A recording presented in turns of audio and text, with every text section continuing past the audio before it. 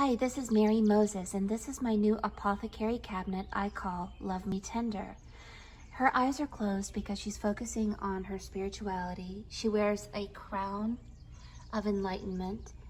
The rose symbolizes her femininity.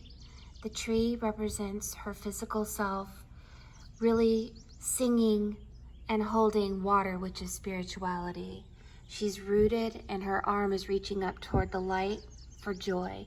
Open her up, and it's a crystal pathway to her higher self, her powerful higher self, which plays a song.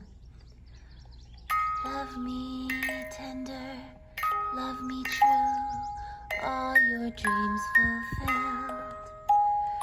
For my darling, I love you, and I always will.